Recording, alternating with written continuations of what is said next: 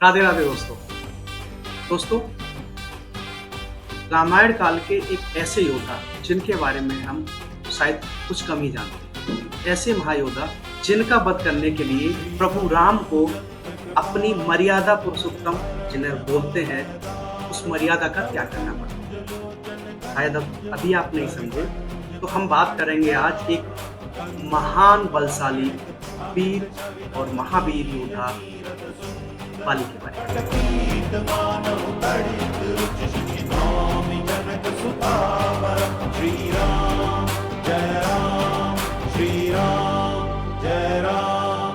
बाली एक बहुत ही पराक्रमी योद्धा था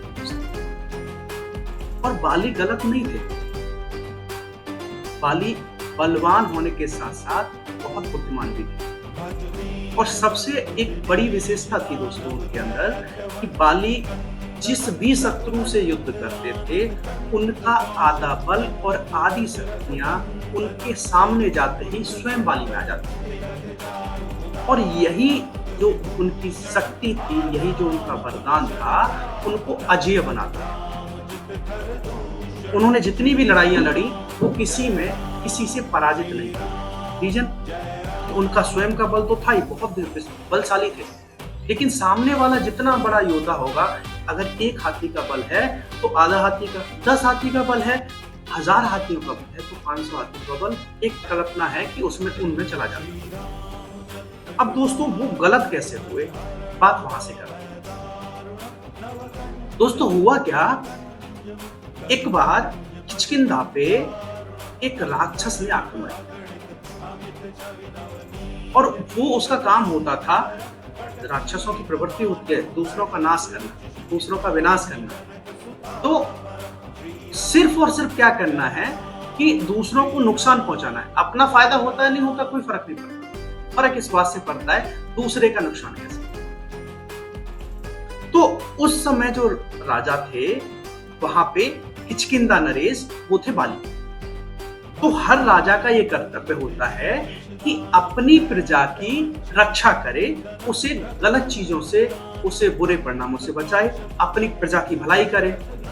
जो प्रजा होती है राजा के लिए, वो उसकी संतान के समान होती है। आजकल के राजाओं की बात नहीं है, ये पुराने राजाओं की बात है।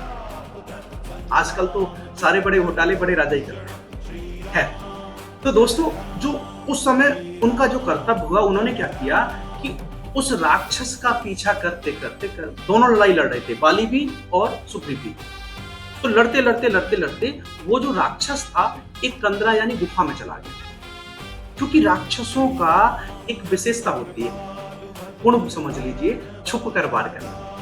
आजकल भी होता है दोस्तों, जो आप पे छुप कर वार करे, जो आपके पीछे से खंजर भोंकने का काम करे, वो राक्षस प्रवृत्ति है, वो राक्षस है, एक तरह से बोल रहे। तो वो गुफा में चला गया तो सुग्रीव ने बोला कि ठीक है भ्राता, ये तो चला गया, हम लोग चलते हैं। तो बाली जो थे वो हार मानने वालों में से, उन्होंने बोला कि आज ये चला गया है, कल फिर आक्रमण करेगा, इसलिए इसका नाश करना ज्यादा सही है मेरे हिसाब से। तो कहते हैं कि हम इसको अंधेरी गुफा में कहां ढूंढेंगे।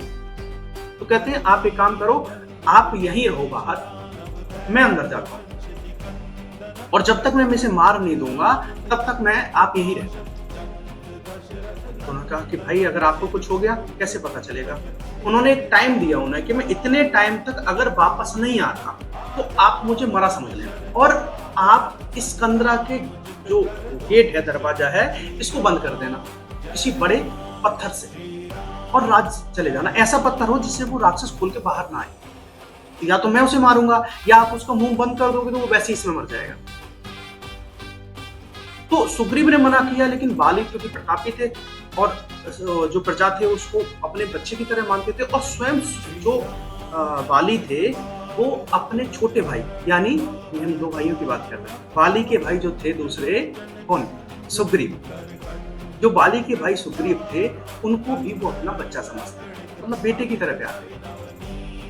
वैसे जो बाली थे उनके पुत्र थे अंगद, तो प्रतापी बहुत वीर हुए हैं, जिन्होंने लंका में जाके पैर अपना गड़ा दिया था, जिसे अच्छे अच्छे योद्धा हिला नहीं पाए थे। रावण को स्वयं उठना पड़ा था वो पैर हटाने के लिए, उठाने के लिए। तो दोस्तों वो चले गए उस कंदरा के अंदर, और जो उन्होंने टाइम दिया था उस टाइम तक वो वापस नहीं आए। और क्या हुआ, अंदर युद्ध होते होते होते होते मल्ल युद्ध हुआ दोस्तों उस समय पे, और उन्होंने उस राक्षस का नाश कर दिया, उसका वध कर दिया, उसे मार दिया। जब राक्षस को मारा तो उस गुफा से खून, रक्त बहते हुए बाहर आया। सुग्रीव, जब रक्त सुग्रीव ने देखा तो सुग्रीव को लगा कि उनके जो भ्राता है उनको राक्षस ने मार दिया। तो उन्होंने कहा कि अगर भाई को मार दिया, इतने बलशाली थे, मैं तो इतना ताकतवर भी नहीं हूं, तो ये मुझे भी मारेगा और राज्य को भी नुकसान करेगा। भाई ने मुझे राज संभालने के लिए बोला है कि मैं ना आऊं तो आप ऐसे ऐसे करके राज संभालना और इसे बंद करके चले जाना। तो उन्होंने क्या किया, वो बड़ा सा पत्थर उठाया और उसका दरवाजा बंद कर दिया, ये वापस ना आए, और राज में आके बोल दिया कि मेरे जो भाई हैं वो अब इस दुनिया में नहीं। दोस्तों गलतफहमी है, सिर्फ पता किसी को नहीं है हो क्या रहा है। और उन्होंने जब किसी देश का जो राजा है या जो जिस पोस्ट पे कोई होता है वो जब नहीं रहते तो उनकी जगह किसी दूसरे को दिया जाता है। तो उनके उत्तराधिकारी यानी अंगद उस टाइम पे बहुत छोटे थे, इसलिए सुग्रीव का राज्याभिषेक, राजा बना दिए गए सुग्रीव। सुग्रीव को जब राजा बनाया, उधर जब बाली बाहर निकले, उन्होंने आके देखा, मारने के बाद उस राक्षस को देखा तो दरवाजा बंद है।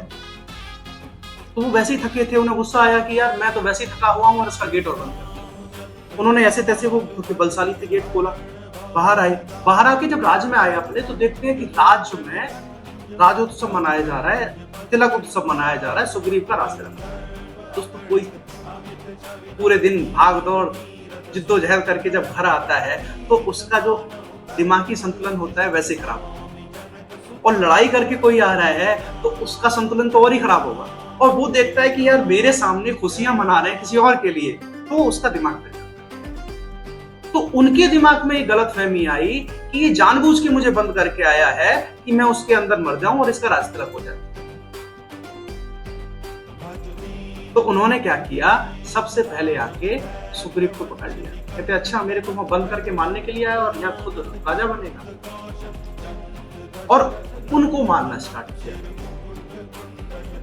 उन्हें खूब मारा, ज्यादा बल तो आ ही सकता था। उन्होंने कहा भैया मेरे से गलती हो गई, मुझे नहीं पता था, आपने बोला था, मैं तो ऐसे करके आया हूं। लेकिन जब दोस्तों किसी की मति जो होती है वो भ्रमित हो जाती है, खराब हो जाती है, तो वो अच्छा और बुरे में फर्क नहीं देखता। तो उनकी मति भ्रमित हो चुकी, मारा, और मारने के बाद उन्हें अपने रास्ते निकाला और बोला कि इस दुनिया में जो भी तेरे को शरण देगा मैं उसको भी मारूंगा। अब उन्हें कोई शरण देने से भी रहा, क्योंकि सबको पता था कि बाली के से हम लोग नहीं लड़ सकते, और तेरी सबसे बड़ी सजा क्या है कि तेरी जो घरवाली है, तेरी जो पत्नी है वो यही रहेगी, तो अकेला बाहर। यहां से उनके गलत तिरस्कार, जिसको आप बच्चा समझते थे, जिसको बेटा मानते थे, उसकी पत्नी को अपनी पत्नी बना लेना, ये नाश का कारण। अब सुग्रीव जो हैं वो दौड़ते दौड़ते भागते दौड़ते रहे, उन्हें किसी ने शरण नहीं दी। तो वो हार के ऋषिमुख पर्वत, वहां पे पहुंचे। उस पर्वत पे श्राप था, एक श्राप क्या था कि जो बाली थे वो उस पर्वत पे नहीं जा सकते थे। उसके पीछे का रीजन था कि एक बार लड़ाई होते होते उन्होंने वहां, मतंगी ऋषि थे वो हवन कर रहे थे, और वहां उन्होंने एक राक्षस को मारते मारते उसका कुछ जो रक्त था वो वहां गिर गया था। उनकी जो पूजा थी, वो जो हवन था वो नष्ट हो गया था, उसको खराब हो गया था। तो उन्होंने श्राप दे दिया था कि इस पर्वत पे आज के बाद अगर तू कभी आएगा तो फिर सिर्फ में विस्फोट होगा, फट जाएगा और मर जाएगा। तो सिर्फ उस पर्वत पे वो नहीं जा सकते थे, उस पूरी दुनिया को छोड़ के। तो वही एक उनका घर बना, वहीं पे वो रहे। वहीं पे उन्हें प्रभु राम के प्रिय भक्त हनुमान जी से मुलाकात हुई, दोनों में दोस्ती हुई और साथ साथ में रहे। उसके बाद जब सीता जी का हरण हुआ, तो जब प्रभु राम इस बेस में उस साइड आ रहे थे, तो सुग्रीव को अपनी जान का खतरा लगा। उन्होंने सोचा कि मैं तो नीचे जा नहीं सकता, भाई ऊपर आ नहीं सकता, तो हो सकता है उसकी कोई चाल हो, उसने किसी को भेजा हो मुझे मारने के लिए। अब क्या किया जाए? पता कैसे लगाया जाए? तो हनुमान जी को ये बताया कि देखो भाई ने किसी को भेजा है मुझे मारने के लिए। दो जो योद्धा हैं वो इधर ऋषिमुख पर्वत की तरफ आ रहे हैं। तो उन्होंने कहा कि मैं जाके चेक करता हूं। तो भगवान राम और लक्ष्मण की परीक्षा लेने के लिए हनुमान जी एक ब्राह्मण का वेश धारण करके गए और उनसे उधर जाने का रास्ता कारण पूछा कि आप इधर क्यों जा रहे हो, किसने भेजा है आप? प्रभु ने अपनी सारी कहानी उन्हें बताई।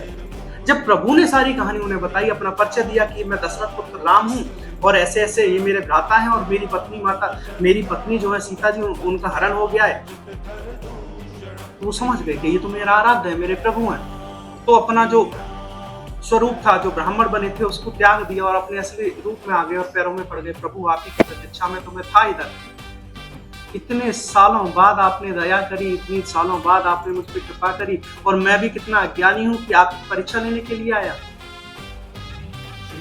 मुझे कृपा करके क्षमा करें।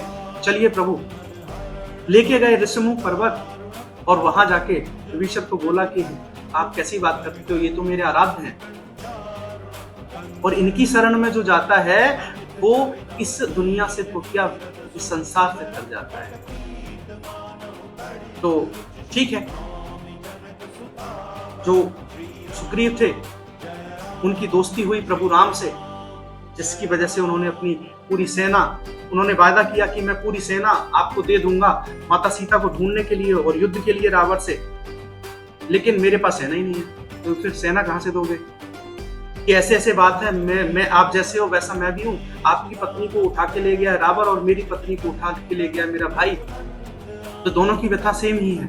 तो आपके भाई की, हाँ मेरा बड़ा भाई ऐसे ऐसे जो बाली है उसने उठाया है, ये तो उसने गलत किया है, छोटे भाई की पत्नी को नहीं रख सकते। और चलो ठीक है, हम तुम्हारे साथ हैं और मैं उसका वध करूंगा। तो उन्होंने बोला कि प्रभु आप उनका वध ऐसे नहीं कर सकते, क्योंकि जो भी उसके सामने जाता है उसकी आदि शक्ति उसमें आ जाती है। तो आज तक उससे कोई हरा ही नहीं सका। स्वयं रावण तो पूरी इस सृष्टि का विजेता था, वो भी कभी बाली को नहीं हरा पाया। बाली एक ऐसे मात्र योद्धा थे जिन्होंने स्वयं रावण को अपने भुजा में ऐसे दबा के 6 महीने तक, और रावण उनकी भुजा से यहां से काट से निकल नहीं पाया। इतना बलशाली होने के बावजूद रावण अगर किसी से डरता था तो वो थे बाली। उनका वध करना, उनको मारना संभव कैसे मार सकते हैं? कि बोला कि आइए एक बार ट्रेनिंग ले लेते हैं, परीक्षा लेते हैं, आप मार सकते हो कि नहीं। ठीक है, ये 7 तार के पेड़ हैं, अगर आप एक बार तीर चलाने के बाद 7 को एक साथ काट देते हो तो आप बाली का वध कर सकते हो। प्रभु राम ने एक मार लिया, प्रभु राम की दुनिया में कौन सी चीज असंभव है, काट दिया।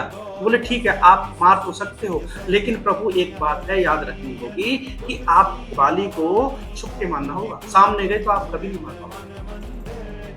तो यार मैं ऐसे कैसे कर सकता हूं, मैं तो मर्यादा पुरुषोत्तम हूं। कि तो फिर प्रभु अगर आप मर्यादा पुरुषोत्तम रहोगे तो बाली को कभी नहीं मार सकते। तो दोस्ती से बड़ा क्या। और अगर जो गलत काम है, जो अपराध है, जो दुनिया में विष है, दूसरों को जिससे नुकसान होता है, उसे मारने के लिए अगर मर्यादा का भी त्याग करना पड़े तो प्रभु करते हैं। ये उदाहरण प्रभु ने पेश किया। तो उन्होंने कहा ठीक है, पराई स्त्री रखना, पूरे राज्य पे कब्जा करना, दुनिया को परेशान करना, मतलब मैं मर्यादा छोड़ने को तैयार हूं, लेकिन इस अधर्मी को इस पापी। तो बोला कि ठीक है, उसको बाहर कैसे बुलाएं, वहां जाके तो मार नहीं सकते क्योंकि उसका राज है। जैसे एक से ज्यादा लोग जाएंगे उसे खबर मिल जाएगी कि बहुत सारे लोग आए, तो क्योंकि तुम जाओ और उसे जाके ललकारो उसके दरवाजे पे कि मैं युद्ध करूंगा। तुम्हें देखते हुए वो आएगा, तुम्हारे पीछे पीछे आएगा, सेना नहीं लेके आएगा, ये तो पक्का है, क्योंकि आप दोनों की आपसी लड़ाई है। और उसे लेके आना इधर और मैं यहां से मारूंगा। प्रभु यहां से नहीं मारोगे, पेड़ के पीछे छुप जाना। हाँ, मैं पेड़ के पीछे छुप के उसे मारूंगा। तो दोस्तों यही हुआ। जैसे ही सुग्रीव गए और सुग्रीव जाने के बाद ललकारा बाली को कि मैं युद्ध करना चाहता हूं, वापस आओ, बाहर आओ। तो आवाज सुना कि अच्छा तू मुझसे युद्ध करेगा, तो कितने बार तो मैंने मारा है। फिर आ गया, चल ठीक है देखता हूं आज तेरा काम तमाम कर। तो दोस्तों युद्ध होते होते होते होते पिटते जा रहे हैं और जा रहे हैं किधर, जहां प्रभु श्री राम, जहां लक्ष्मण जी हैं, जहां हनुमान जी। तो लड़ाई हो रही है, पिट रहे हैं, कह रहे हैं प्रभु अब तो बचा लो, मरवा के ही मानो। इतनी पिटाई खा ली, अब थोड़ी देर और नहीं कुछ किया तो मैं इस दुनिया से ही निकल जाऊंगा, फिर किसको बचाओगे। तो दीनों पे दया करने वाले जो नाथ हैं, किसी की पुकार ऐसे नहीं जाने देते। जैसे ही दोनों युद्ध में उलझे थे, प्रभु ने पेड़ के पीछे छुपके से बाण चलाया और वो बाण सीधा लगा जाके बाली, और बाली को बाण लगने के बाद बाली गिर गए जमीन पे, धरती पे, और देखा गर्दन घुमा के कि कौन है, किसने मुझे मारा है। तो प्रभु सामने आ गए, बोले मैं दशरथ पुत्र राम। कहते हैं आप तो मर्यादा पुरुषोत्तम है, आपने छुपके मेरे पे वार किया। प्रभु मैंने तो आपका कोई अहित नहीं किया था, प्रभु मैं तो आपका भक्त हूं, फिर एक के लिए इतनी दयालुता और दूसरे के लिए इतने कठोर क्यों। मैं कहते हैं कि मैं तो स्वप्न में भी कभी रामद्रोही नहीं रहा, फिर मुझे क्यों मारा प्रभु, और इस पे इतना उपकार क्यों। प्रभु ने कहा मैंने आपको नहीं मारा है, मैंने मारा है उस अहंकार को, मैंने मारा है उस पाखंड को, मैंने मारा है उस बल को जिसकी वजह से आपने अपने पुत्र समान जो भाई है उसकी पत्नी को रखा, उसका अधिकार जो आधा राज है उससे उसको निकाल दिया, उसकी सारी उस पर्वत पे उसको एक तरह से कैद कर दिया, उसकी सारी सुख सुविधाएं जो प्रभु ने उसको दी थी सारी छीन। तो मैंने तो उसको मारा है, आपको नहीं मारा। और वैसे भी जो आपकी आत्मा है उसके जाने का टाइम आ गया है, यहां जो भी आता है उसका टाइम निहित होता है, ये आप जानते हो। तो आपके जाने का टाइम था, अगर मैं ये नहीं करता तो फिर विधि के विधान कैसे चलता। कहते हैं प्रभु ये तो आपने मेरे साथ अन्याय किया। बोले मैं अन्याय किसी का नहीं करता किसी के साथ, एक समय आएगा जब आप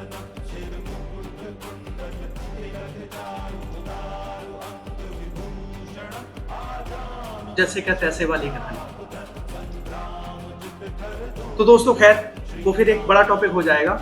तो इस तरह से एक महावीर योद्धा हुए जिनके बारे में हम और आप जानते तो हैं, बहुत कम जानते। जो बाली थे बहुत ही पराक्रमी, बहुत ही बुद्धिमान, बहुत ही बलशाली योद्धा थे, अच्छे अच्छे योद्धा उनके सामने बस थे। तो हमारा जो शास्त्र है, हमारे जो धर्म है, उनमें इस तरह की बहुत सारी कथाएं हैं जो हमें सुनने को पढ़ने को मिलती हैं। समय निकालिए, अपनी जड़ों को पहचानिए और इस तरह की जो कथाएं होती हैं उन्हें पढ़िए, बहुत नॉलेज मिलेगी आपको।